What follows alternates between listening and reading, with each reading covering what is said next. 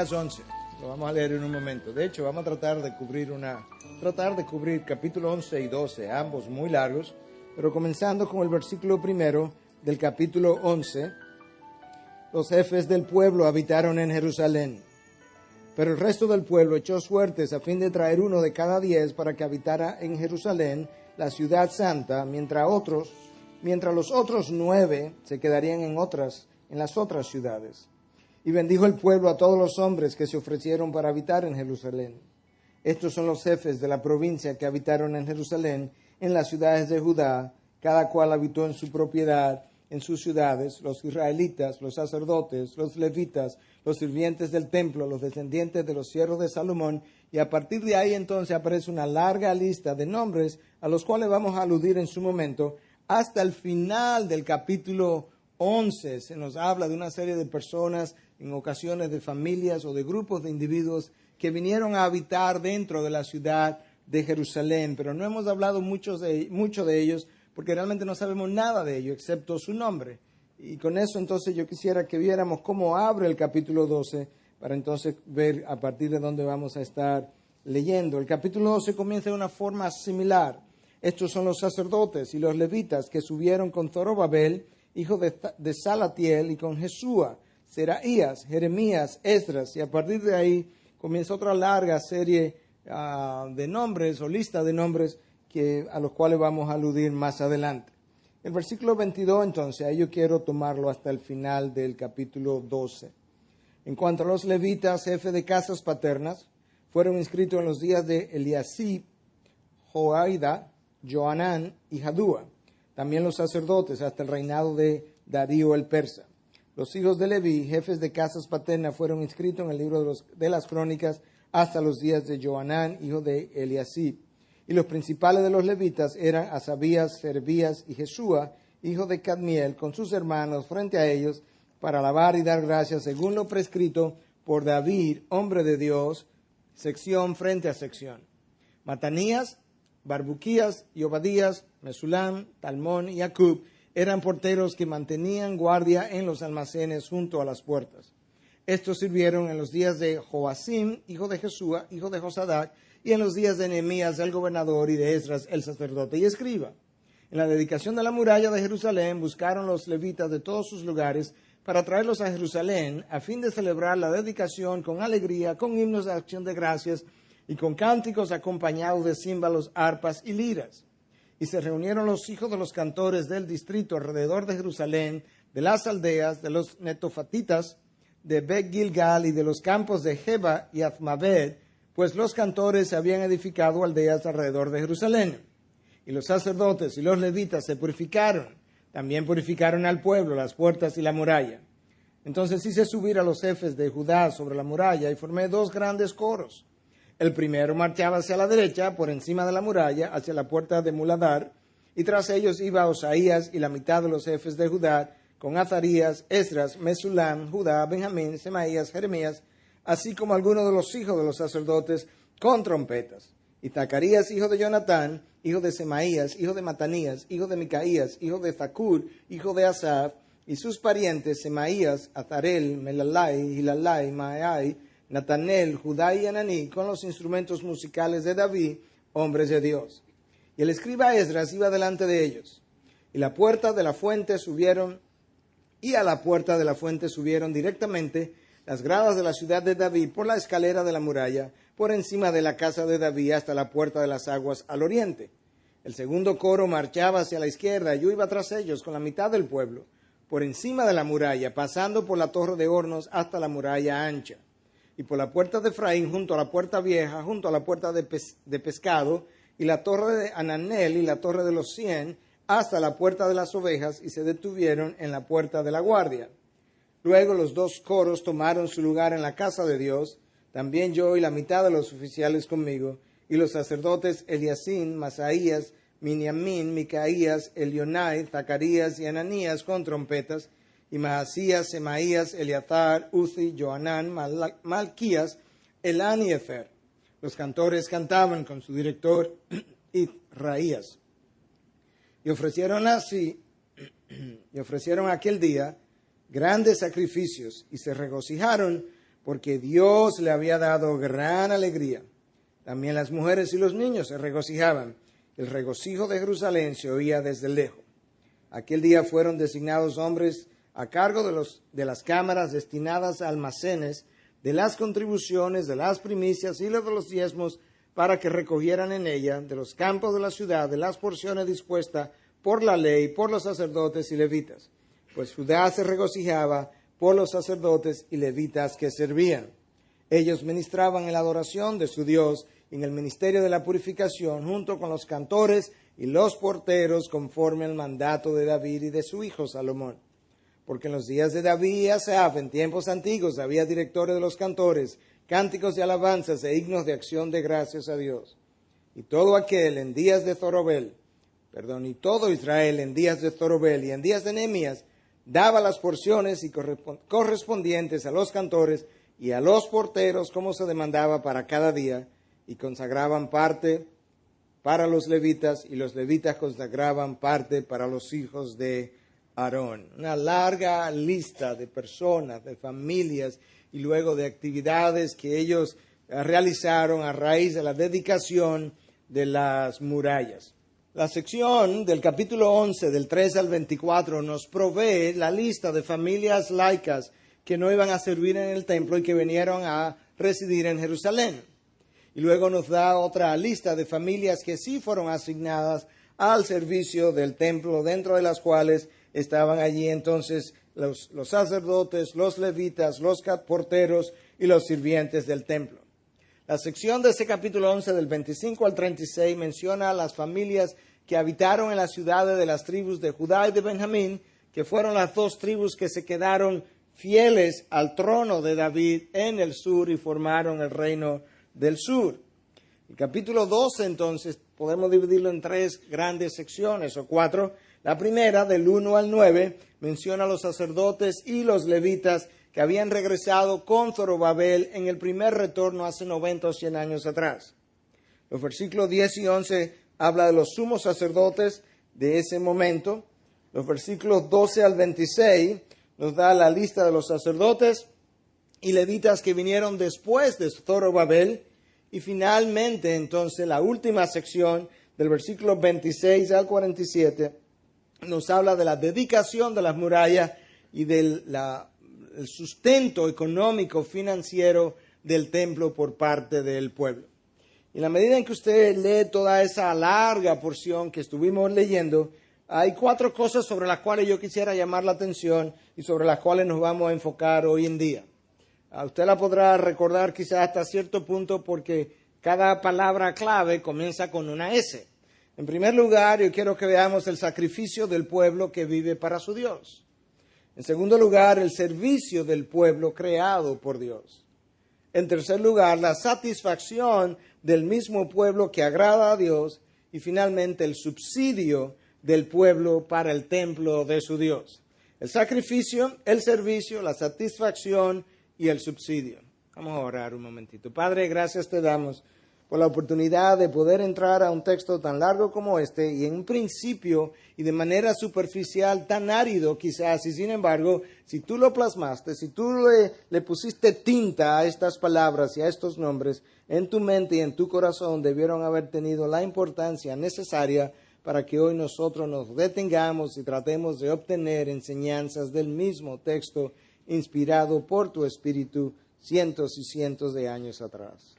Sé con el predicador para que aquellas enseñanzas que realmente están aquí y que son parte de tu revelación puedan salir a la superficie.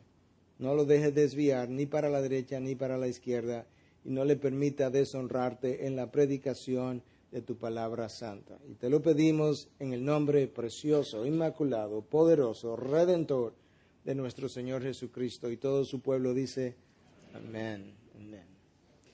Bueno, como habíamos mencionado, hemos recorrido un largo trayecto y en los últimos mensajes hemos visto cómo el pueblo, después que estuvo en Jerusalén por años, en esta ocasión ahora fue expuesto a la palabra de Dios mientras Esdras el sacerdote la leía y cómo ellos fueron recibiendo convicción de pecado y al recibirse convicción de pecado, cómo fueron confesando el pecado arrepintiéndose del mismo, enmendando sus caminos, separándose de los pueblos extranjeros. Y vimos cómo en el último mensaje, en el capítulo 10, vimos cómo estas familias entonces dedicaron sus hijos, y dedicaron no solamente sus hijos, sino que también dedicaron sus finanzas al Señor.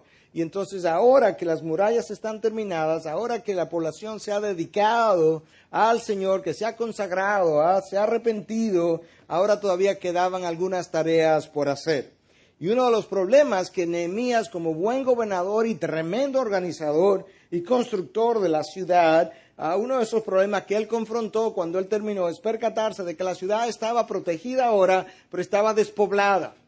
Y había que realizar un plan de población de la ciudad o de repoblación, porque mucha gente se había retirado a los campos precisamente porque se consideraron inseguras, con unas murallas destruidas. Pero ahora la ciudad necesita ser reconstruida. Esta es la ciudad donde el Mesías 400 y tantos años después vendría. Esta es la ciudad de David, esta es la ciudad de Dios, la ciudad santa. No la podemos dejar ahora despoblada. Y entonces se preparó un plan que es descrito al principio del capítulo 11 para diezmar la población.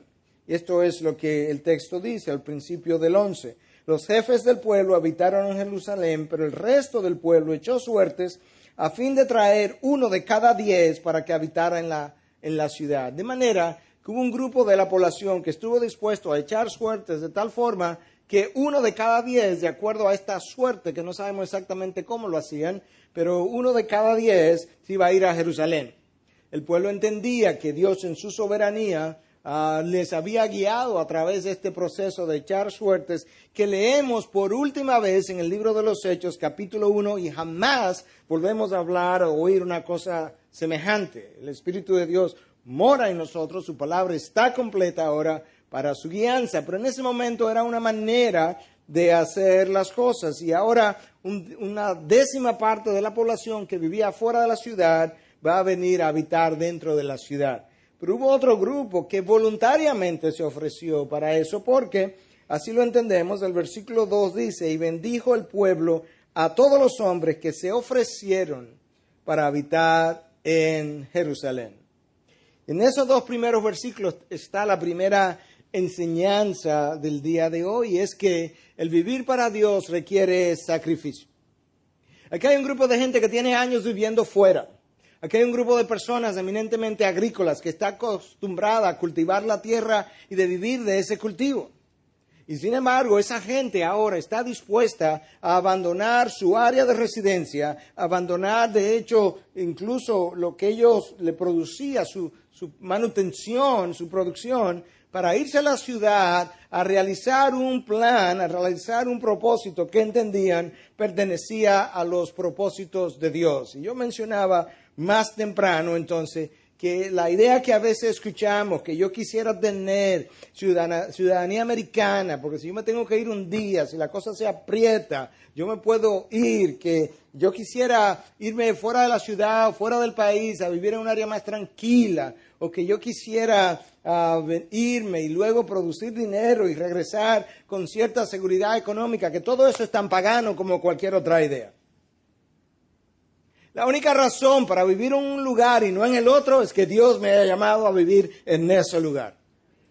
Dios en su soberanía nos mueve, nos lleva y nos trae conforme a los propósitos que Él tenga para realizar en mí en ese lugar y a través de mí en el mismo lugar. Y nosotros no podemos olvidar eso. Hay cosas que Dios pudo haber hecho en mí de una mejor manera durante 15 años en los Estados Unidos donde Él me sacó, pero hay cosas ahora que Dios pudo haber hecho y está haciendo en mí y a través de mí de una mejor manera, aquí y no allá en este tiempo de mi vida. Dios es el que conoce cómo Él necesita mover a sus hijos. Y nosotros necesitamos recordar que nuestra seguridad no está en el lugar, no está en la ciudadanía, no está en la producción, está en el Señor.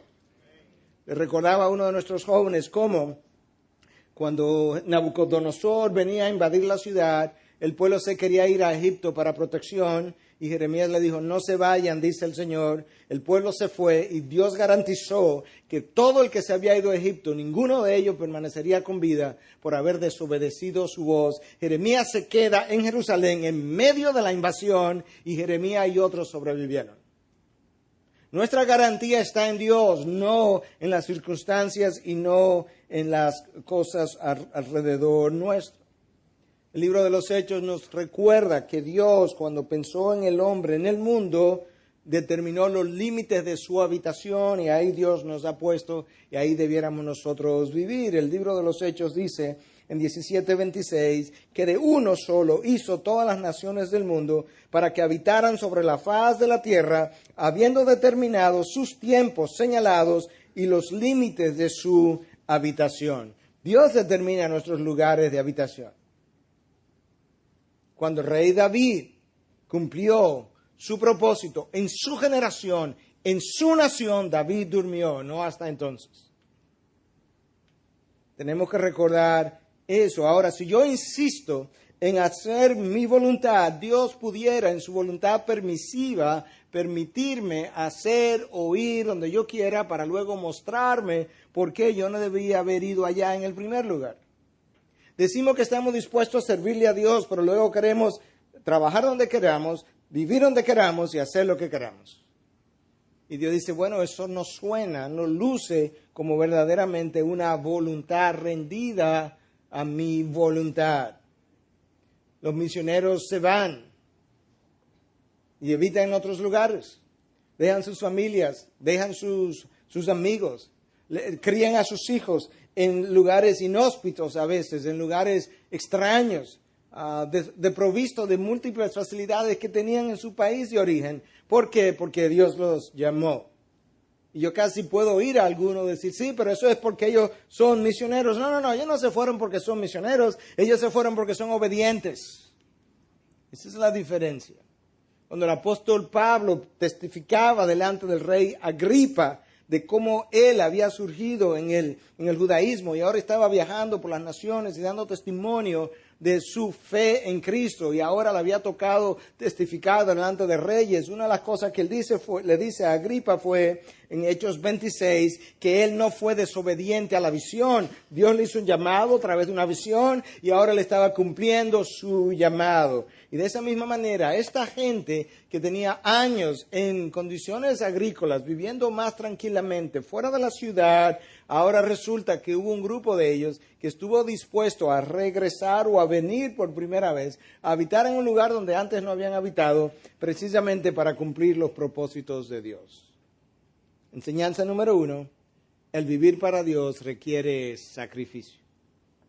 Enseñanza número 2, Dios nos creó para ejercer funciones específicas.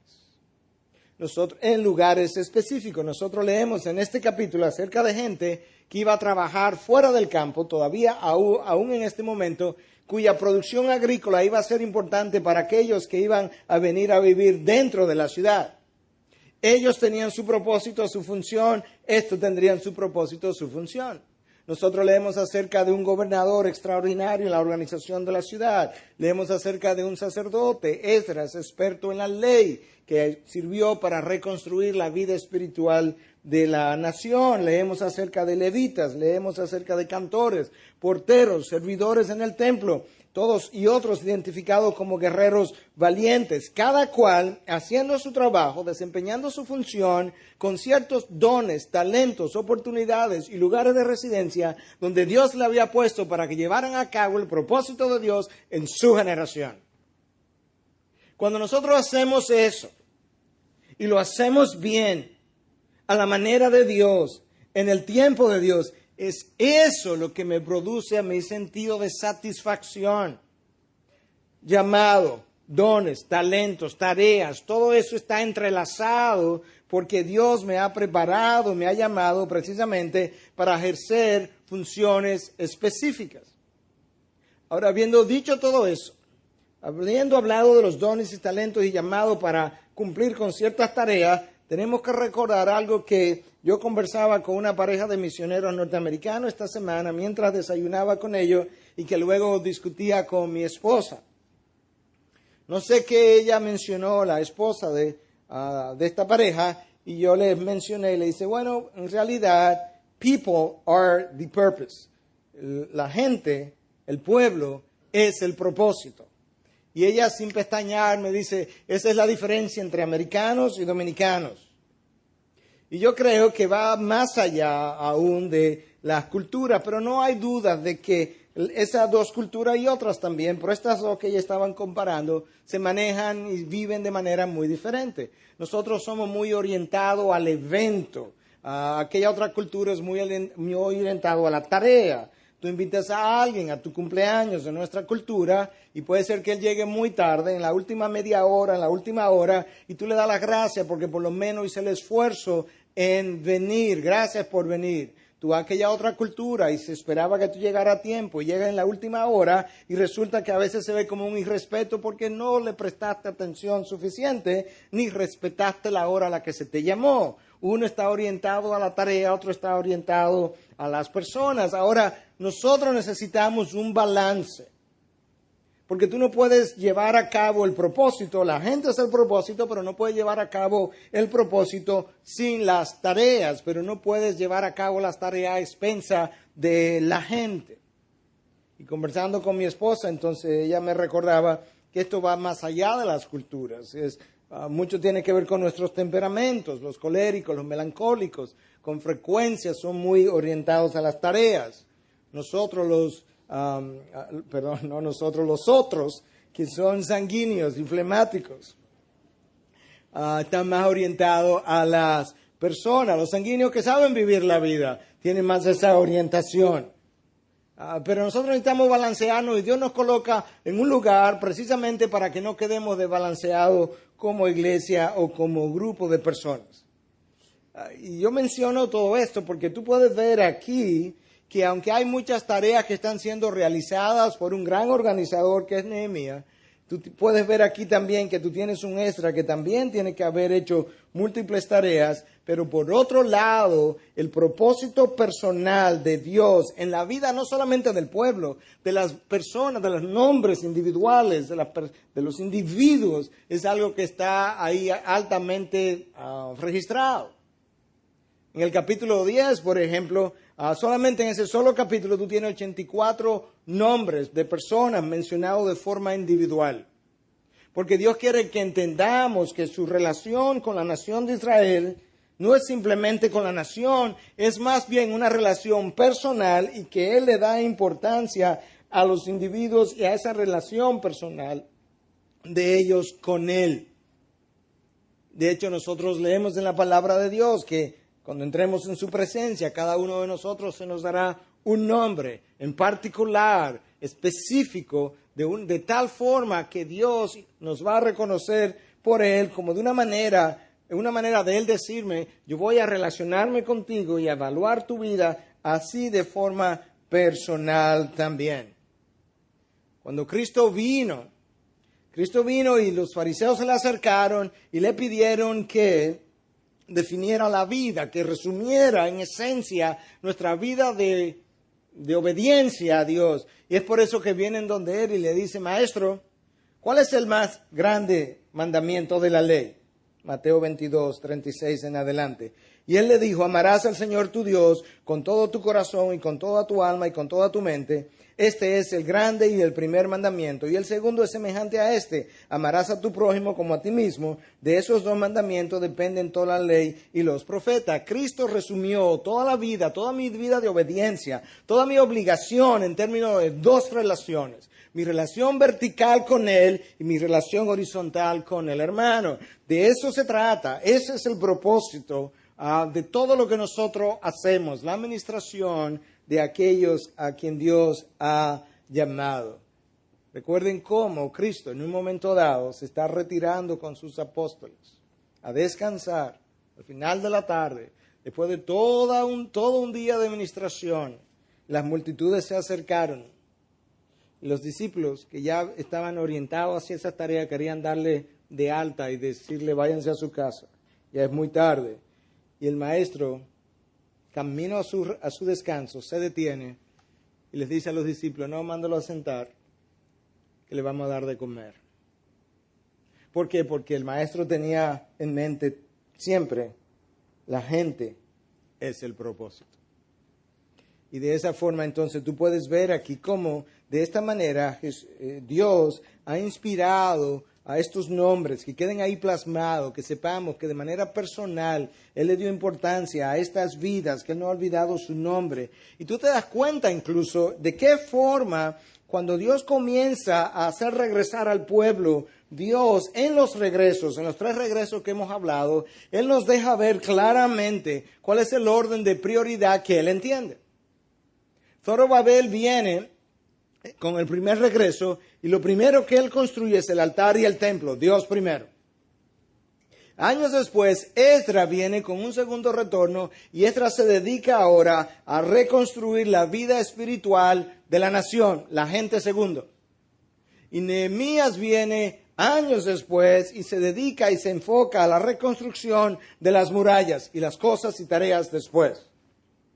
Dios, la gente, las cosas. Y si hay algo que hemos venido enfatizando en nuestras últimas consejerías, tenemos que recordar que nosotros no podemos amar las cosas y usar a las personas.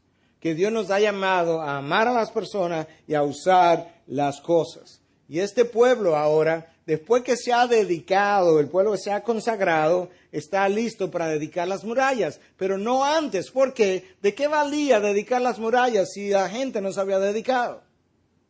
¿De qué valía dedicar y bendecir cosas cuando el pueblo no estaba dedicado, consagrado al Señor todavía? Es como cuando se nos pide ir a bendecir una casa, pero resulta que los dueños de la casa no viven como creyentes. ¿De qué no vale bendecir la casa si aquellos que viven dentro no se consagran primero? Y esa es la misma idea aquí detrás. Pero ellos se han consagrado primero, ellos han confesado y ahora que han confesado, ellos están dispuestos, listos para dedicar las murallas. Y lo que yo quiero enfatizar ahora, después que hablamos del sacrificio del pueblo y del servicio de ese pueblo en sus diferentes capacidades, dones, talentos, llamados, yo quiero que veamos la satisfacción de ese pueblo.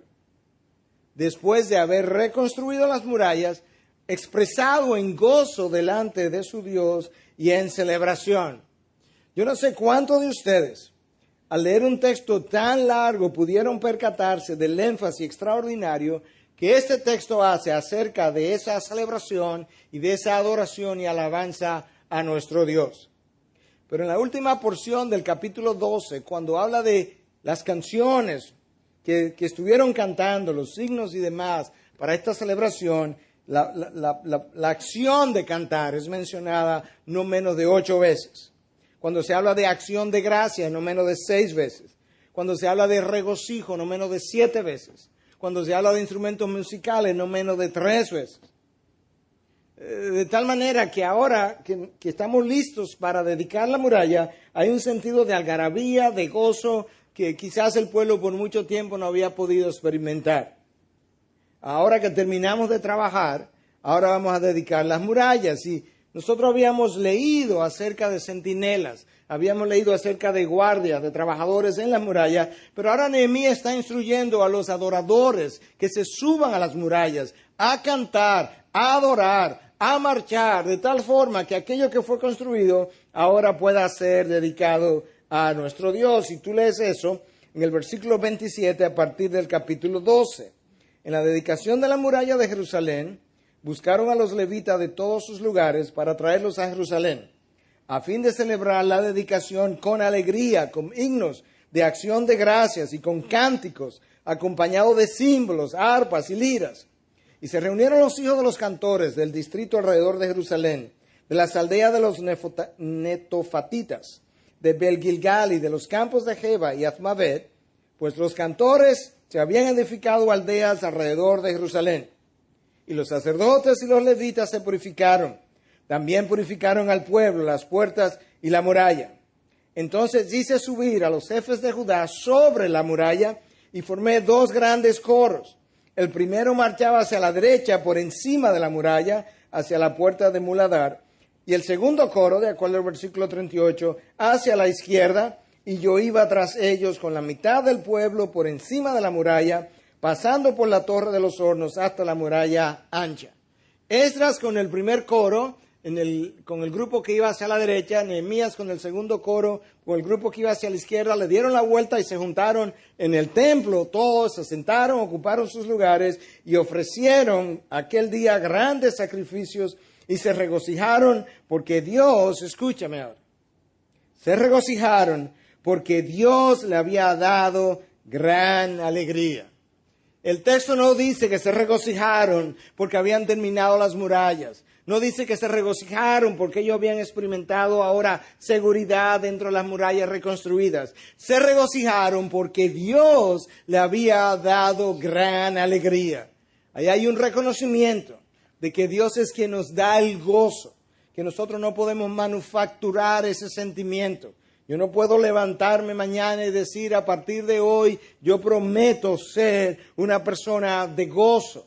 El gozo es algo que viene y se va de acuerdo a cómo ande mi relación con Dios.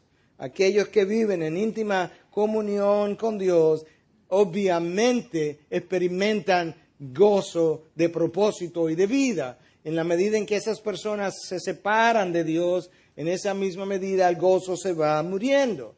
Yo no soy responsable de producir el gozo, yo soy responsable de matarlo. Dios es el responsable de dármelo de manera natural en la medida en que nosotros entramos en relación con Él. Y ese día se nos dice que las mujeres y los niños también participaron de esta gran celebración y el texto nos dice que las voces se oían desde lejos.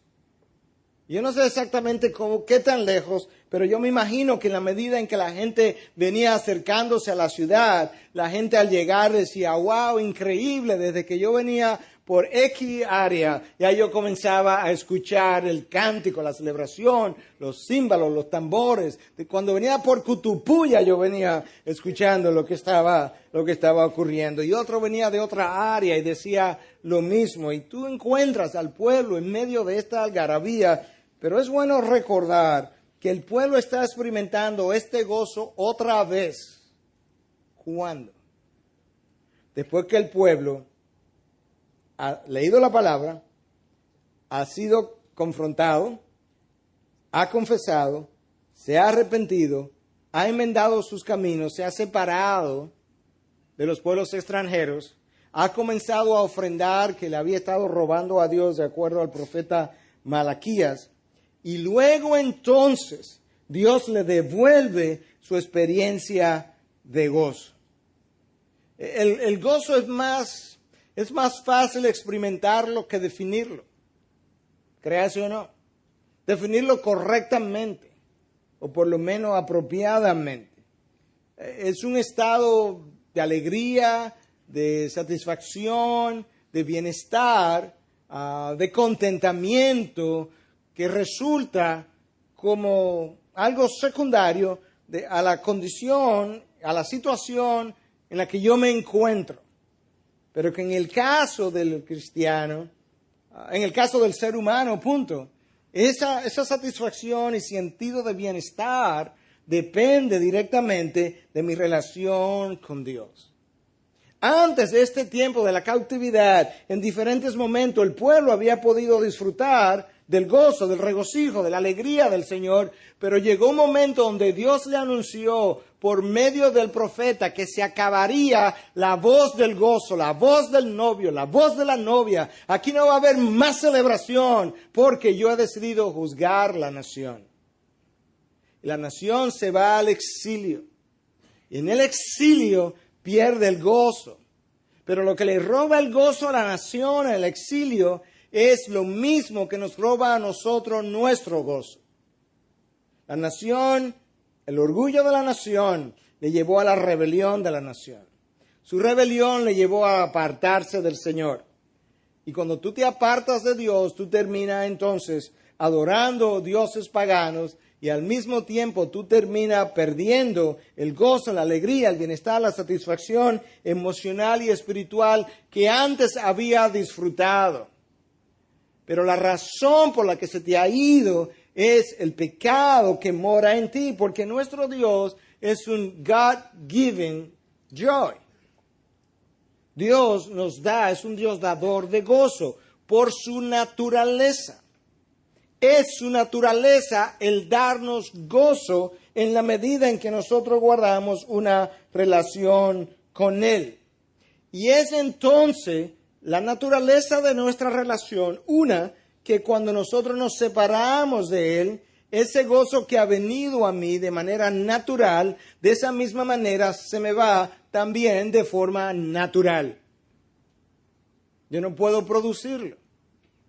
El rey David, el rey que logró organizar la adoración, el rey que logró escribir múltiples salmos, el rey que logró, por inspiración de Dios, regocijarse de manera extraordinaria, es el mismo rey que perdió el gozo. Y de la misma forma que este pueblo recibió ahora alegría dada por Dios, después de confesión, arrepentimiento, enmendar sus caminos, David, cuando es encontrado por Dios en su pecado, reconoce ante Dios que él ha perdido el gozo y le está pidiendo a Dios que se lo restituya porque él no lo puede producir aún después de la confesión, aún después del arrepentimiento. Yo no puedo producir eso, Dios. En el Salmo 51, entonces, David se escribe lo siguiente a partir del versículo 8. Hazme oír gozo y alegría. Tú oíste la manera verbal de esa expresión, de esa petición. Si hay algo que yo aprecio de David, es que este hombre sabía cómo arrepentirse, cómo confesar y cómo pedir. Me impresionan la manera tan personal y tan bíblica, porque no encuentro otra palabra, de ver sus oraciones. Él sabe que él no puede crear este gozo. Él le dice, hazme oír gozo y alegría. Que se regocijen los huesos que has quebrantado. El pecado ha quebrantado mis huesos. Y mi alegría se ha ido. Esconde tu rostro de mis pecados y borra todas mis iniquidades. Crea en mí, oh Dios, un corazón limpio y renueva un espíritu recto delante de mí. No me eches de tu presencia y no quites de mí tu santo espíritu. Escúchame, versículo 12. Restitúyeme el gozo de tu salvación y sosténme con un espíritu de poder. Restitúyeme, devuélveme. Se me ha ido y solamente tú me lo puedes dar. Y se me fue con mi pecado y ahora que me estoy arrepintiendo, aún después de eso, tú eres la única fuente donde puede provenir y el único dador de ese gozo. Tú puedes ser la fuente, pero si tú no me lo das, yo no lo voy a recibir, no lo voy a experimentar. De tal manera que ahora cuando usted está en su casa pensando que le hace falta gozo, que nunca lo ha experimentado o que lo tuvo y se le ha ido, usted necesita ir donde Dios y hacer lo mismo que esta gente hizo. Revisar su palabra, permitir que Dios revise su vida a la luz de la palabra, pedirle a Dios que le dé iluminación de dónde están mis pecados, dónde yo he violado su ley, dónde yo he estado fuera de diseño, dónde yo he estado fuera de lo que es mi llamado, y que entonces al revelarme eso, yo pueda devolverme, enmendar mis caminos, arrepentirme, y Dios, que es un Dios dador de gozo, me hará regocijar mis huesos nuevamente. David lo dijo en el Salmo 32, mientras callé mi pecado, mi cuerpo se consumió con mi mejir durante todo el día. Pero escucha, en el caso de David, en el caso de lo que muchos estamos pensando ahora, creemos que, eso sí, si tú estás en pornografía, eso ocurre. Eso sí, si tú estás en adulterio, eso ocurre. Si tú estás en este otro pecado de sexualidad. No. Si tú estás en pecado, punto. La mayoría de nuestros pecados muchas veces ni siquiera están en esa área. Están en el área del orgullo, de la rebelión, de la resistencia, de mi inhabilidad para abrirme, de inhabilidad para Dios escudriñarme, para mi inhabilidad de yo admitir, en mi falta de sumisión, en yo doblegar mi voluntad, en yo someterme a sus propósitos. Ahí donde radican la mayoría de nuestros problemas. Las otras áreas sí son importantes, vitales, pero si la compara con estos, están en la minoría, no de los individuos, en la minoría de las prácticas. Porque antes de llegar ahí, nosotros tenemos todo eso que yo acabo de mencionar. Y todo eso es lo que muchas veces nos lleva entonces a estas otras prácticas. El gemir de David, de que él habla en el Salmo 32, en pecado, lejos de Dios, es el gemir o fue el gemir del pueblo de Dios en Babilonia, en pecado, lejos de Dios. Es el mismo gemir. La alegría que él está pidiendo a Dios que le devuelva es la misma alegría que este pueblo, ahora que ha confesado, se ha arrepentido, está experimentando. Es la misma experiencia de gozo que está hablando el uno y que está experimentando el otro. Este pueblo decidió regresar, pero no inmediatamente después de su regreso, porque estuvieron en Jerusalén. Llegué a los míos, llegué a mi ciudad, llegué a mi país. No por eso yo me voy a regocijar. Los dominicanos que viven fuera y con frecuencia están añorando volver a su país, no cuando lleguen y entren por el aeropuerto van a llenarse de gozo al montarse en el taxi o el carro que lo va a llevar a su casa. Eso no ocurre de esa manera. Es una relación con Dios. Es un caminar, es una intimidad que produce el verdadero gozo. Los ángeles que están en el cielo pueden dar testimonio de lo que eso es. Los seres angelicales que viven en la presencia de Dios no se levantan un día down, triste. Gabriel, ¿qué te pasa hoy? No sé.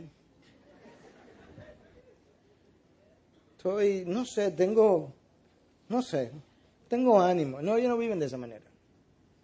Ellos no saben lo que es eso, a menos que vean para abajo y no vean a nosotros. Entonces sí, tienen PhD en qué es eso.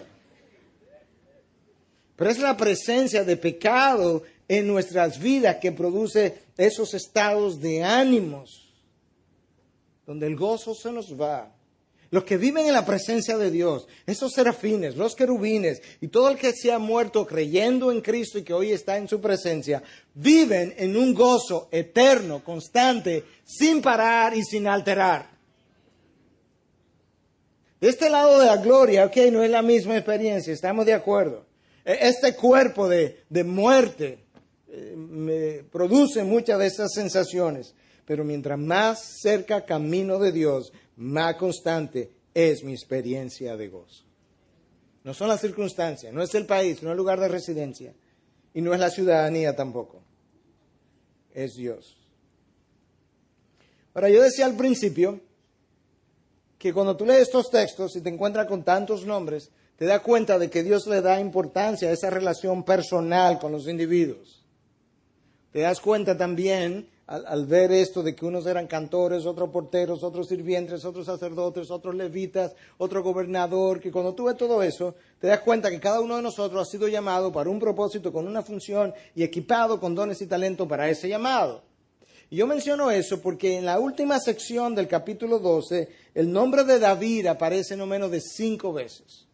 Y el nombre de David, a quien Dios y su palabra le han dado importancia de manera personal, ese individuo fue dotado con ciertas capacidades y le fue dado un propósito.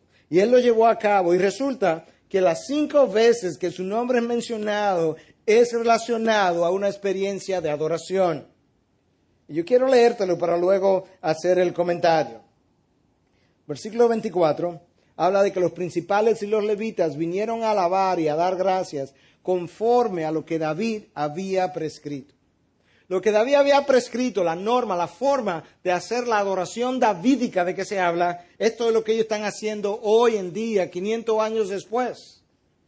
Versículo 36 hace referencia a los instrumentos musicales de David. Quizás no los originales, pero sí lo que él introdujo a la adoración que antes no existían. Versículo 37 habla de las gradas de la ciudad de David, pero en el contexto de la adoración. Versículo 45 habla de levitas, sacerdotes y cantores que ministraban y adoraban según el mandato de David.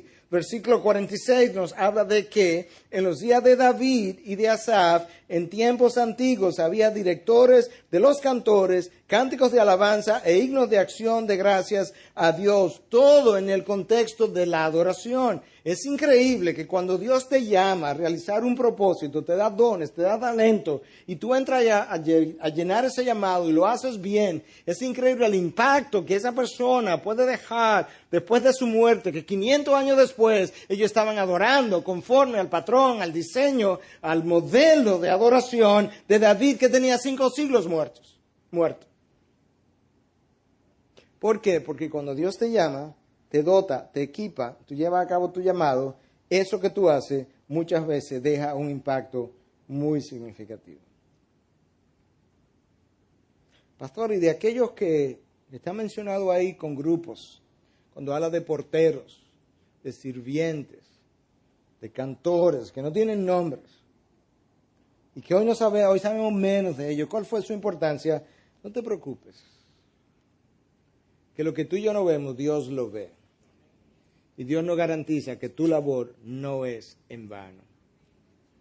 De tal manera que Dios también le está viendo de manera personal e individual, o les vio hoy en día te sigue viendo a ti de manera personal. Pero hay una importancia que Dios le da y nos deja plasmado en su palabra de la relación personal que Él establece con individuos. Vimos el sacrificio del pueblo, su servicio y su satisfacción. Finalmente yo quiero que veamos el subsidio del templo. Versículo 44, capítulo 12. Aquel día fueron designados hombres a cargo de las cámaras destinadas a almacenes de las contribuciones, de las primicias y de los diezmos, para que recogieran en ellas de los campos de la ciudad, de las porciones dispuestas por la ley para los sacerdotes y levitas. Estos son los contables, los que llevan la cuenta, los que registran los ingresos y egresos.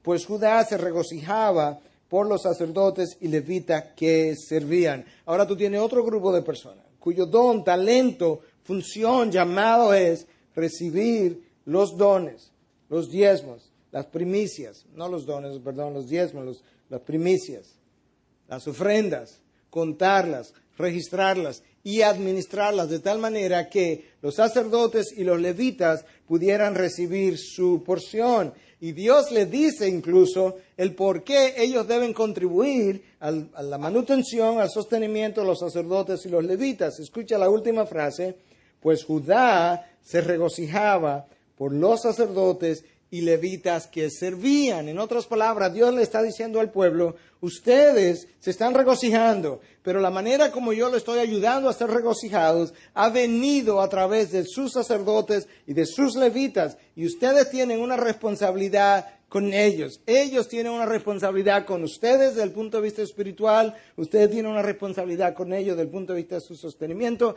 y eso fue exactamente lo que aquí se produjo. Pero eso también ocurrió en medio de esta experiencia de adoración, porque el dar es adorar. Cuando lo damos para Dios. Y en este momento el pueblo entendió su responsabilidad también. El pueblo entendió, en medio de esta experiencia de avivamiento, de iluminación que Dios estaba trayendo al pueblo, el pueblo entendió la necesidad del sacrificio, la necesidad del servicio conforme a sus dones, talentos y llamados, la necesidad de adorar a Dios en medio de mucha alegría y la necesidad de subsidiar a aquellos que trabajaban para el ministerio.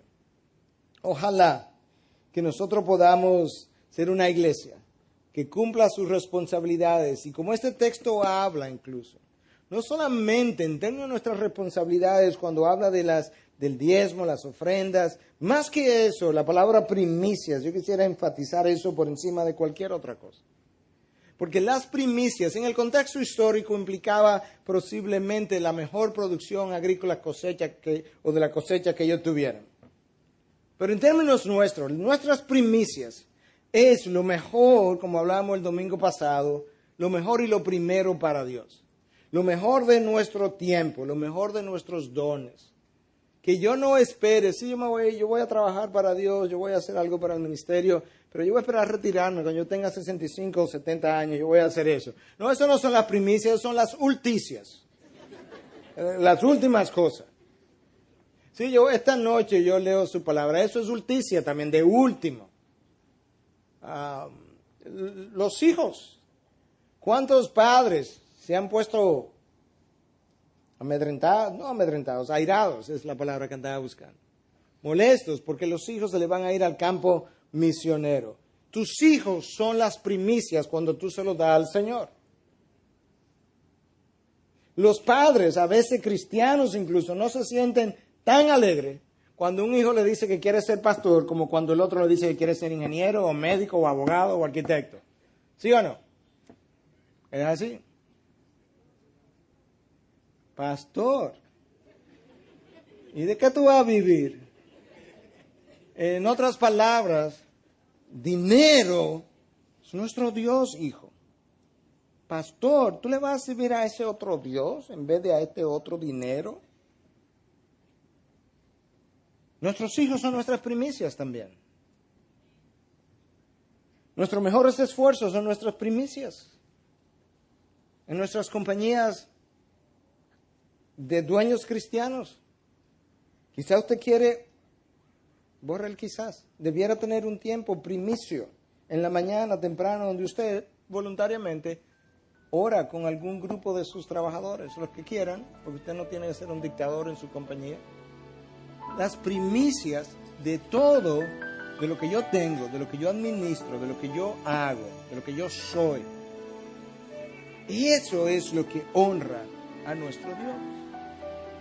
Cuando esas cosas se producen, Dios, que por naturaleza es un Dios dador, se complace en darme su gozo. De manera natural. Necesito vivir en obediencia y en sumisión a nuestro Dios. Integridad y Sabiduría es una producción que llega hasta ustedes gracias a los aportes de individuos y empresas comprometidos con la defensa de la fe. Para más información, preguntas y comentarios, visite nuestra página de internet www.integridadysabiduría.org. En esta página encontrará información sobre la producción de este y otros recursos que ponemos a su disposición, como también las formas en las que usted puede contribuir con la producción de programas como estos. Les invitamos nuevamente a visitar nuestra página de internet www.integridadysabiduría.org. Será hasta la próxima, cuando nos reencontremos con Integridad y Sabiduría.